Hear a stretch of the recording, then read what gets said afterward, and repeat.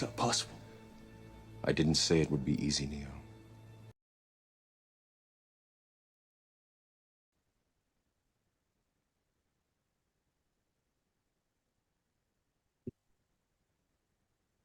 Good morning. The Committee on Paroles is called to order. Today's date is May 16, 2024. Time is 9 a.m. My name is Chuck Tillis, serving as chairperson today. My colleagues on my left is Ms. Carolyn Stapleton, and on my right, Mr. Danny Boris. The panel today is at DOC headquarters in Baton Rouge. Headquarters staff, please introduce yourself for the record. PAROLEES.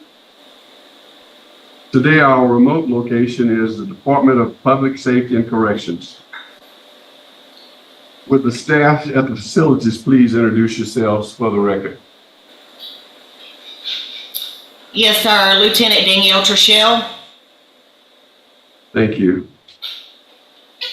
Ms. Kelly Patton, please introduce yourself by stating your full name and DOC number for the record. Kylie Elaine Patton. My DOC number is 376619. I will give you a brief explanation of the process. I will read some information into the record and ask you to verify it. We will then conduct a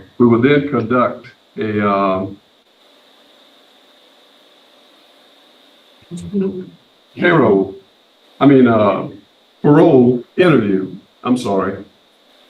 Lost my train of thought. In your case, it has been assigned to Ms. Carolyn Stapleton, who will take the lead in your interview. After the interview is complete, we will ask the facility staff for their input. We will allow public comments. 3 supporters will be allowed to speak on your behalf and 3 people in opposition. You will be allowed to make a statement on your behalf before the panel votes.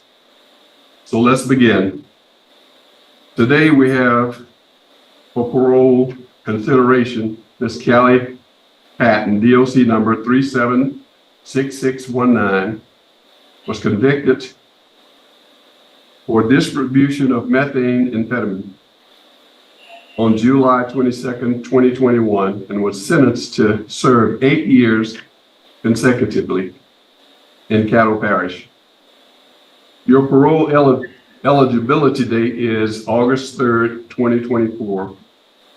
Your good time date is May 14, 2025. Your full term is August 4th, 2036. Ms. Carrollton's statement has been assigned your case and will have the first vote in your case and will now begin the interview. Good morning. Good morning. Okay, I'm going to have some questions for you. And then I'm going to have some statements, okay? As I read your rap sheet, it started in 1996 and then all the way up to where we are today, 2021. So you have an extensive criminal history when I looked at it. So you would agree with that?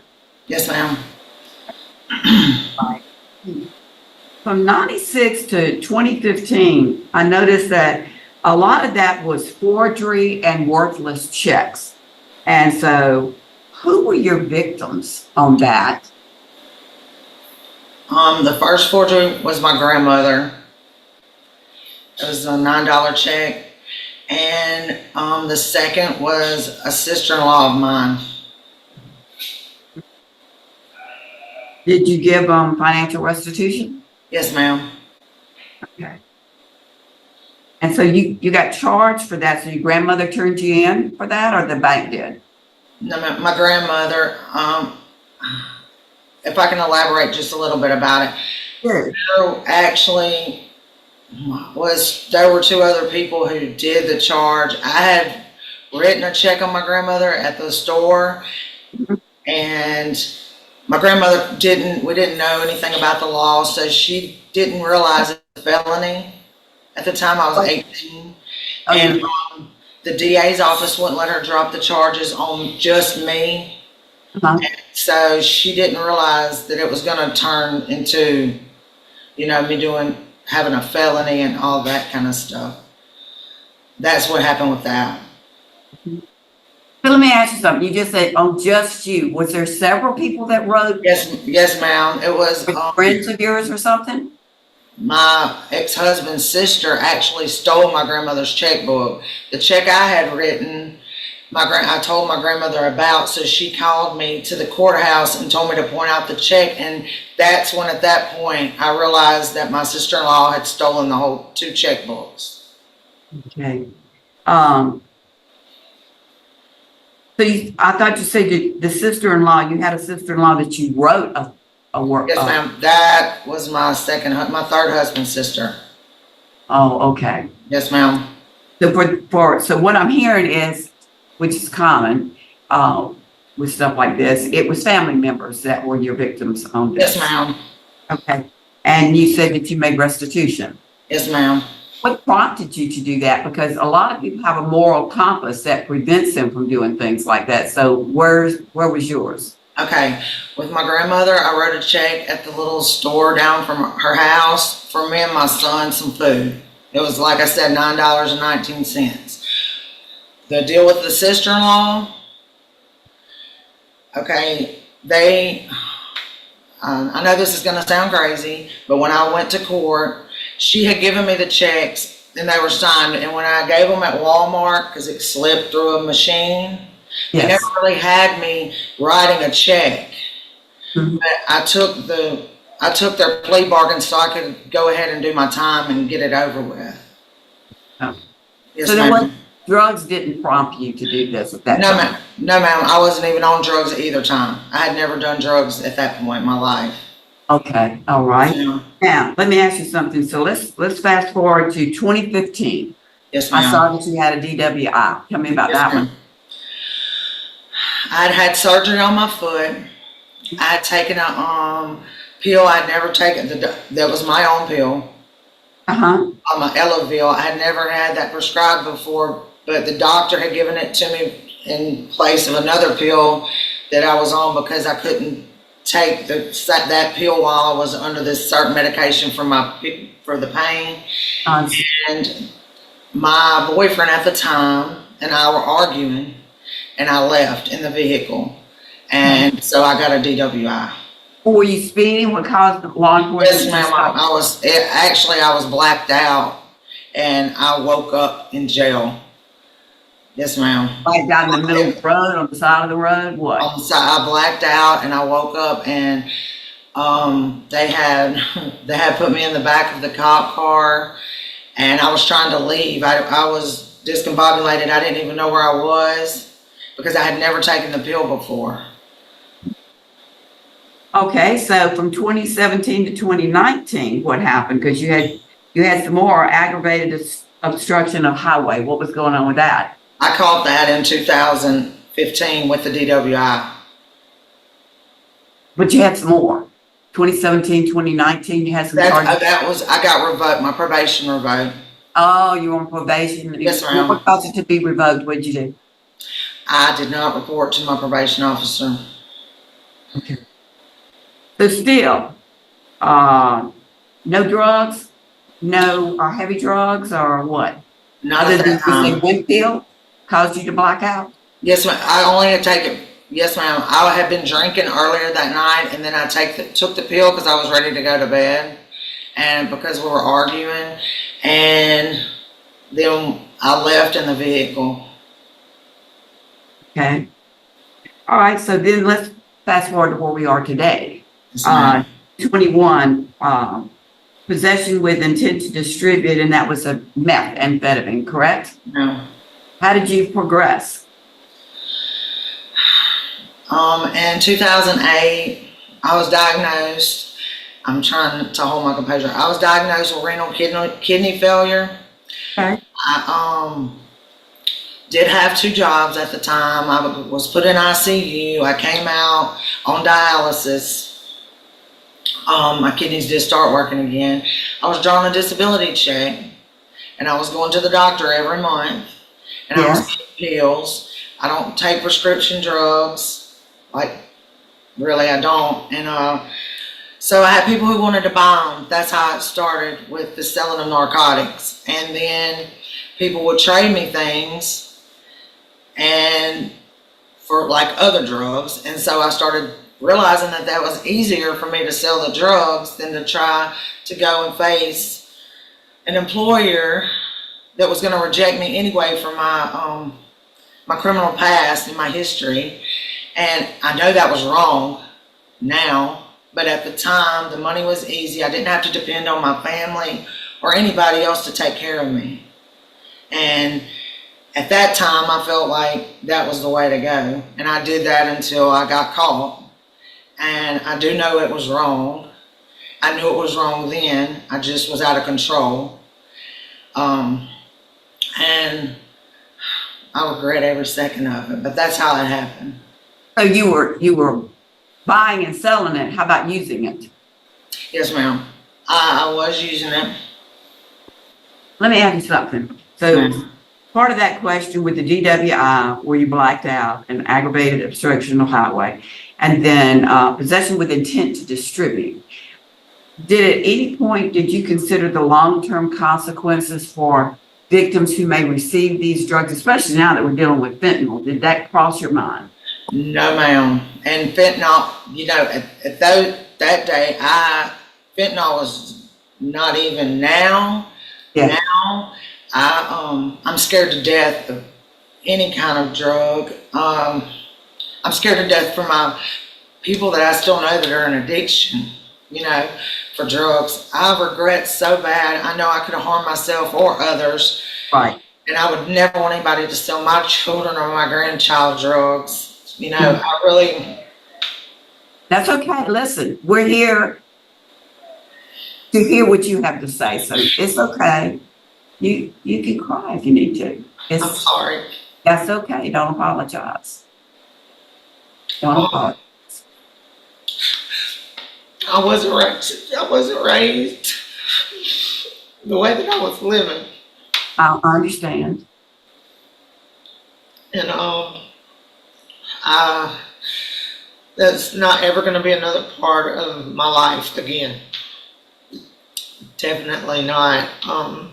I'm so totally changed from that person. I can't really believe that I ever allowed a drug to control my mind so much. And that's what it does. Yes, ma'am. Yes, ma'am. And you've learned that in the programs that you've been attending. Yes, ma'am. I did start drinking, if I could say this part, when I was a teenager. And that, as you can tell, but I stopped. I haven't drank since the night I got the DWI, actually.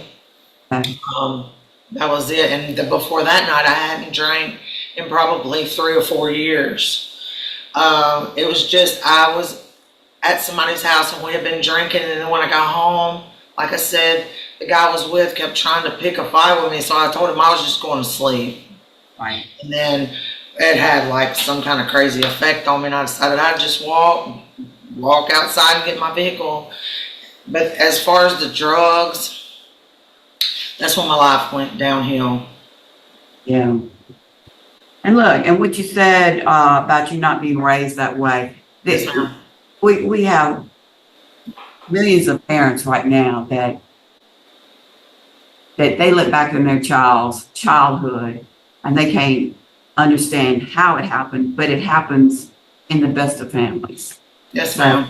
You know, I mean, we all know that it's a scourge on society right now. Yes, ma'am. Don't be upset that you cried. I know, I've been practicing not crying. That's All okay. right. Don't be upset about that, okay? So let me ask you something. You've been in programs. Will you tell me about your programs and what they've done for you? I was in substance abuse. Huh? And really it just taught me like the triggers that I have, the things that trigger me to want, that would trigger me to want to use that I didn't even realize. Right. You know, it taught me ways that I can healthy wise, go do things to not have those triggers, or when I do have the triggers, resources that I can do, you know, to take care of them, people I can talk to, things that I can do, go to meetings, you know, things like that. As far as money management, you know, it taught me how I can use different ways. I can save money, I can budget better, and because I want to have my own stuff, you know, instead of living the fast life that I was living and just this money to that money, can't even say paycheck to paycheck after 2008, and really have something and build something for myself and not depend on other people to take care of me, because my main thing for whenever I get out of here is to be able to take care of myself, honestly. And my anger management, I really didn't have an anger problem, but that I thought of. I didn't think I had one, but it taught me healthy ways to deal with it, more positive ways, better things to do instead of the way I was taking out my so-called anger. And then the parenting, I have a granddaughter. She's 5, and it just helped, like little quirky things that would be more interesting, you know, for a kid nowadays, because they're way different than the kids my kids' ages. And it's just little things that will help me do better with her. And I also try to be a better person for the people in my dorm and my surroundings, things like that. Yeah, we had a statement, Major Frederick, is it? Yes, ma'am. Okay. He wrote very good things about you for those circumstances, you know, that you've really become a role model for people in your dorm, somebody that they could come and talk to. So he had excellent remarks to say about you. So I don't know if you know that, but I wanted you to know that. Everybody knows somebody says. So he's seeing it too, okay? Yes, ma'am. So let me ask you something. If I were to let you out today, can you tell me why I should grant you an early release? So I can prove that I am a changed person. Huh? So that I can prove to myself, my family, my community that I am a changed person. I'm definitely not the same person. I want to be a better mother to my child. Uh-huh. I had a child pass away since I've been in jail. My youngest child. Mm-hmm. And I lost 2 of my grandparents. And I also lost my mom. Almost lost my mom twice. The drugs kept me isolated away from my family. I have a brother and sister. My sister's child only knows me through a kiosk. You know, my little granddaughter doesn't know me at all. And I just really want to reestablish my life and being the new person that I am, that I've become in these last 3.5 years. I just really, like I said, I want to have be my own person, depend on my own self. If you let me out, that's what I plan to cherish every single day. I want to join a Celebrate Recovery group. I'm going to find meetings, and I actually spoke to my mom yesterday about her and my dad going to Al-Anon meetings to try to understand me better. Because they have 3 children, and I'm the only one that's an addict. But I do own that, and I am also ADHD, and it's very hard for people to understand me. If you don't get me, you don't understand the things how my mind works, you know, and it's hard for me to really talk and express it without, like, people kind of feeling like I'm out of control with it, you know. And but I did write I wrote down what I was going to tell you. Okay. If that'll make it better. I think that might be better if you want to, Kylie. We're going to have closing remarks. Okay, I'll read it. Can you read that in your closing remarks? Yes, ma'am. That's your thoughts that you want to tell everybody. So let's let you do that in your closing remarks, Kylie. Well, Kylie, you served 2.5 years of a 16-year sentence, okay? I've served. And Oh, how many, to interrupt you, how many? I'm sorry. How 3 many? years, 9 months, and 12 days. Okay, almost 4 years, Yes, okay? ma'am. Okay, I got you. I'd be the same way. All right, so 3 3/4. Yes, ma'am. Yeah, okay. Of a 16-year sentence. So that's where we're at there. And I heard everything you said. I heard about, that probably you got a grandchild to be an example for.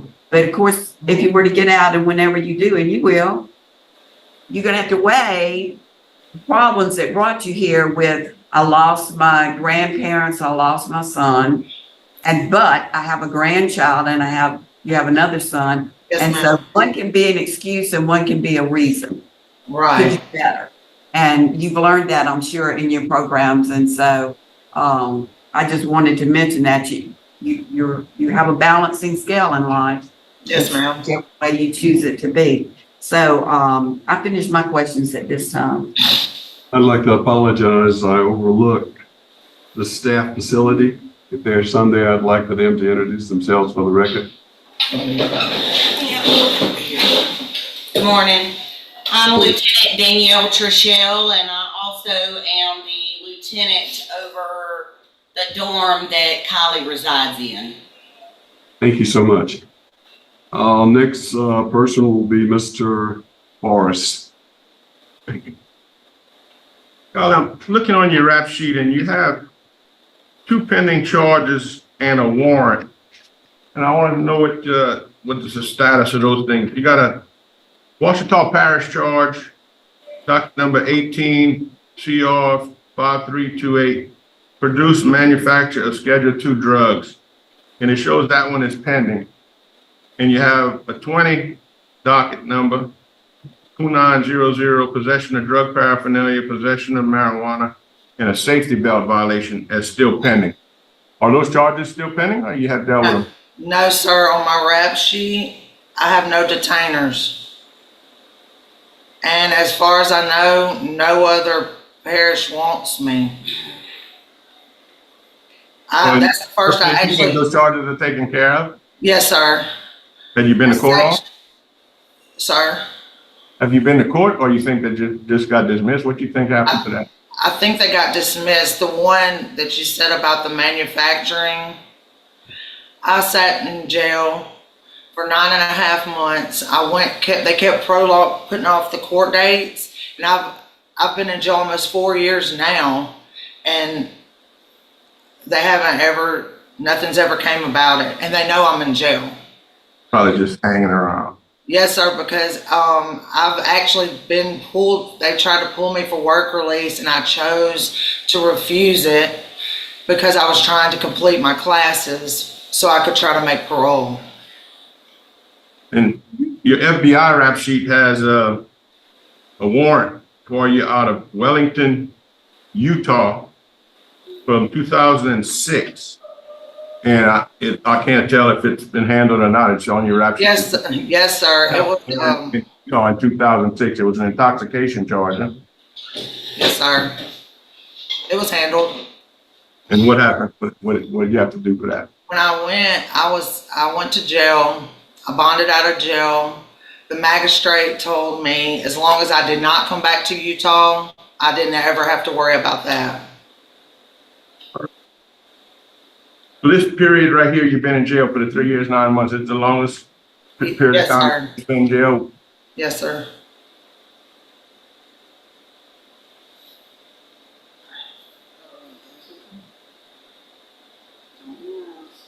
You've been on supervision before. You had 5 previous cases of supervision. 2 ended in revocations.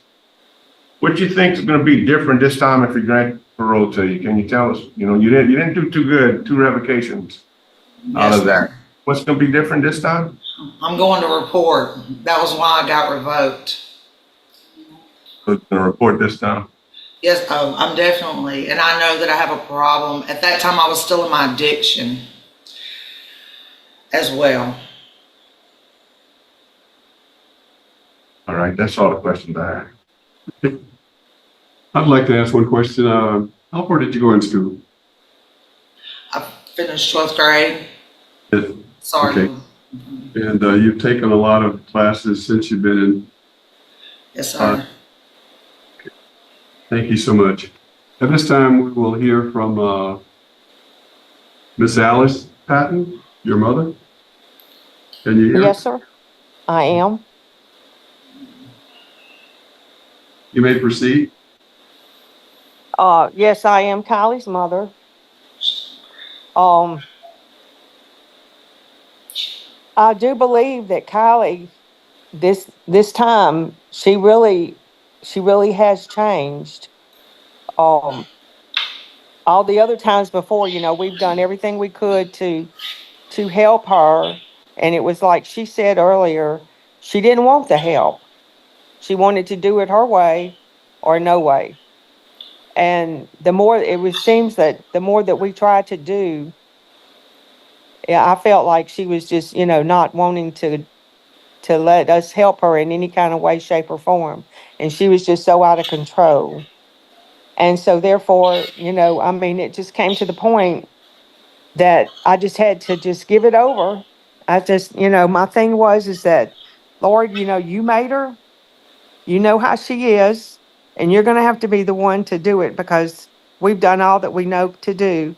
But we're very proud of how she has handled this time. I mean, when she was talking about her son and her grandparents, those were my parents. They died within 90 days of each other. And her son, they all three died in 21.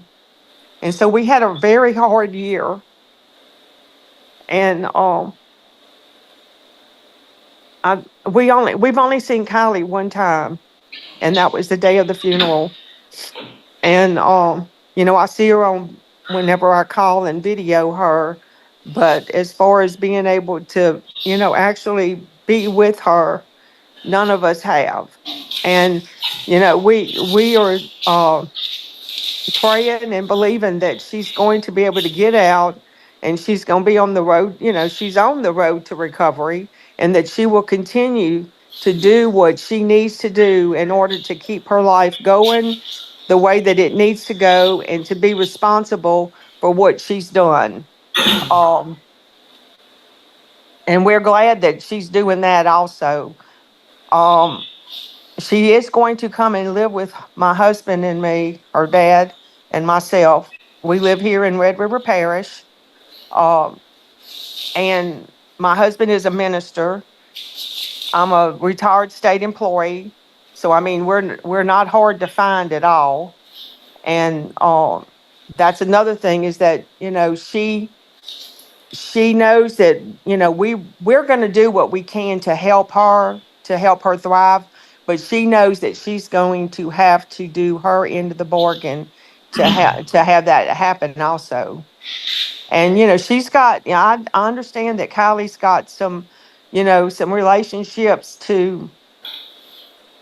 um to mend with her son, and getting to know her granddaughter, the one that her son passed away. It's his child. And so therefore, that's going to be, a little bit of a edge, and we get that. But I believe that she's going to be able to overcome those obstacles and be able to do what she needs to do. Her brother and sister, of course, they're both out of pocket right now because one's in a business meeting and the other one is at their job. But she's the oldest of the three, and her siblings are very supportive of her. It's just the fact that, we just want her to be able to do what Kylie needs to do. We can't do it for her, and she knows that. And when she was talking about earlier, not reporting and stuff, like I said, I worked for the state. My middle daughter, she worked for probation and parole. And, we tried to, tell her, Kylie, you got to report. And she would just get so scared because of the authority. And, my thing is that if you would just do what they say do, you'll be fine. Yes. They can't do anything to you if you're doing everything they're asking you to do. That's right. So, That's right. but like I said, I do believe that with the classes that she's taken, she has told her, my husband and I that she wants to, do the Celebrate Recovery, which we have one here in Red River Parish. That, she can do that. We know the guy that has, Teen Challenge over in Dotson, and they have a female facility also. So, I mean, they have classes and things like that that she can enter into and help herself. Thank you And so the much. thing is that I believe that she wants to help herself. Thank you so much, Ms. Yes, Patterson. sir. Now we're going to hear from your father, Mr. Gregory. Are you there? Can you hear us? He's got his mute. He's muted. He's muted. Mr. Gregory, can you hear me? I can hear you now. Okay, I can hear you. we can hear you. Go ahead. All right. I just want to say that on Kylie's behalf, she has had some issues about uh, wanting to submit to authority, and I'm one of these people. If my child does wrong or your child, I believe they're supposed to.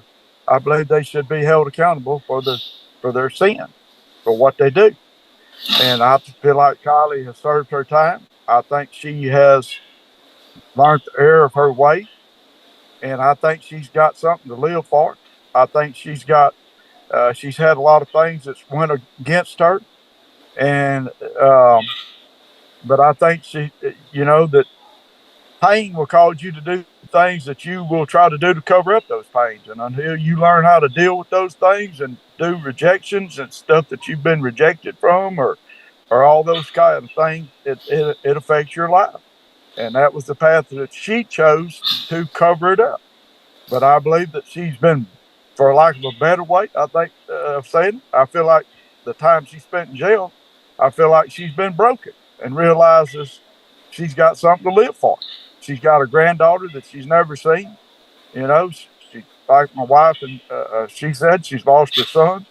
You know, and I think at this point that she will be going to, she'll be living with my wife and I, as my wife said, and she will be going to Celebrate Recovery and Teen Challenge. That's not a choice. It's gonna happen. Thank you. And I told her that up front, very first thing. Thank you so much. Thank you so much. We'd now like to hear from the facility staff. Do you have a comment? Yes, sir. I've known Miss Patton now for almost 2 years since I've been here at this facility.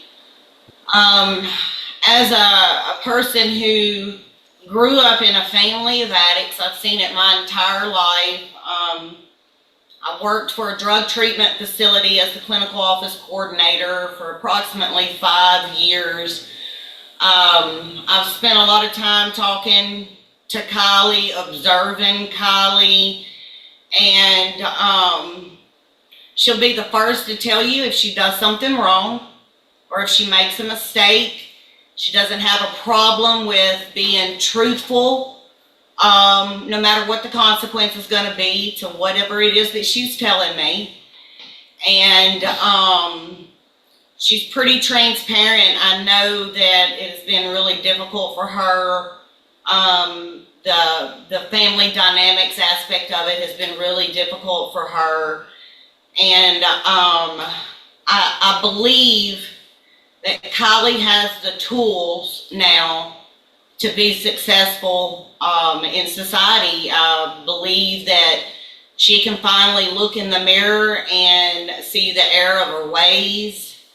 And she knows that being intoxicated on a substance and pretending that those issues don't exist within her is not the way. She's willing to acknowledge what the problem is, and she knows that she's the problem. She knows that. And I do believe she's got the tools to be successful. I think that she can be successful. I really do. And another thing is she's got strong faith in God. She does. I've spent a lot of time talking to her about it, and she knows that she's not in control of anything in this world but herself. And she knows that as long as she controls herself, that she can have a beautiful life, and I do believe that that's what she desires. Thank you so much. Thank you so much. At this time, Kelly, you want to make a statement? Yes, sir. I'm gonna read it off of my paper. In this time of my incarceration, I became very humble. It's brought many things into perspective.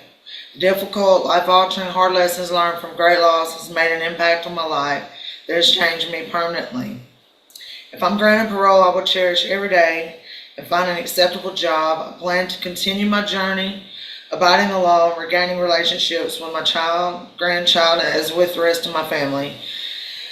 I plan to attend regular meetings as well as church. And I want to thank all of you for the opportunity to let me speak.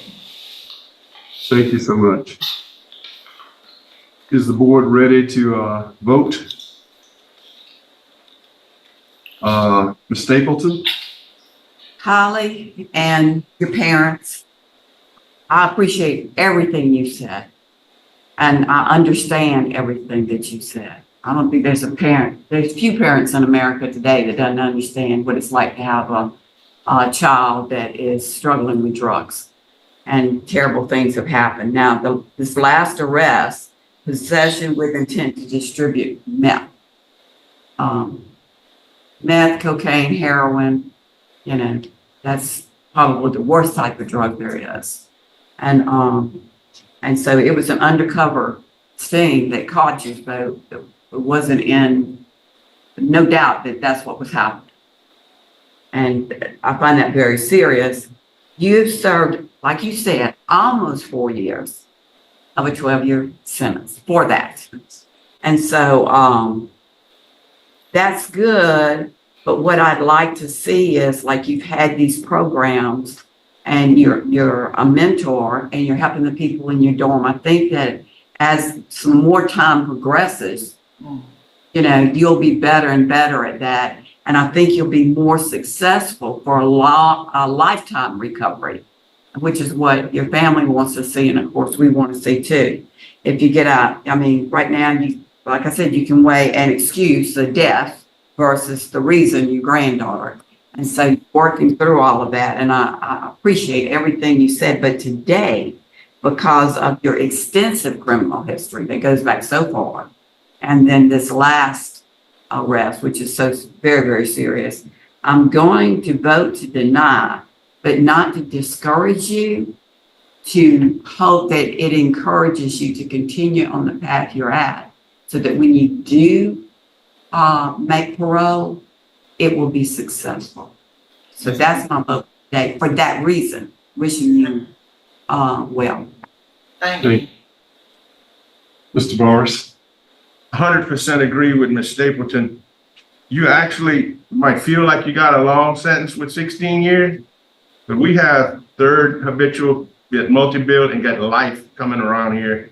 And you actually, with all the stuff you have gotten, 16 arrests, 2 crimes against a person, 5 felony convictions, 2 revocations. It's really, you got a big list of serious stuff, and doing 4 years of it, it just doesn't pay the price. It's kind of like, I'm gonna quote Mr. Prater the other day. He said, a smoker, you smoke, and when you get cancer, you quit, but you still got cancer and you got to deal with it. I believe that's you. You quit smoking, but you still got some problems related to it that you got to deal with. And if you would do what she's talking about, maximize the programs and apply again, I think his situation will be much better light with a little bit more time. Yes, Not sir. to discourage you, like she says, it's just that you're a 5th felony offender, a strong law enforcement opposition, and it is a 16-year sentence.